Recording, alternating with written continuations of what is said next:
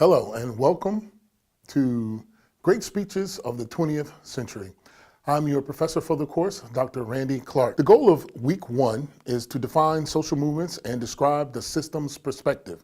Overall, not only this week, but in this course in general, we will focus on the communication processes that characterize the growth and decline of individual social movements.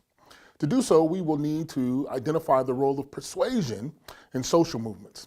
Persuasion is inherently practical, and we can profit by studying the functions of persuasive acts.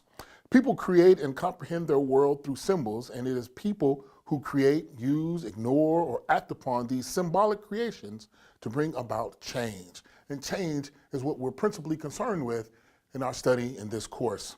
As a matter of fact, most changes we cherish today began as social protests that evolved into social movements, including the abolition of slavery, temperance, protection of the environment, animal welfare, and rights of workers, students, women, blacks, Latinos, American Indians, the elderly, and the LGBT community. But what is a social movement? How do we distinguish a social movement from something else?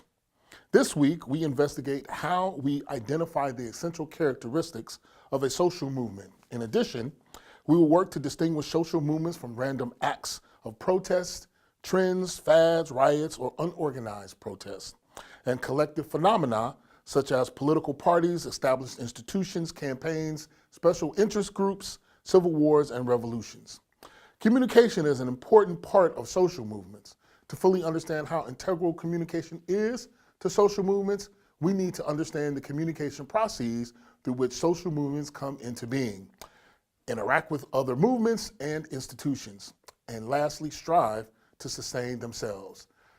Let's get started. Week 1.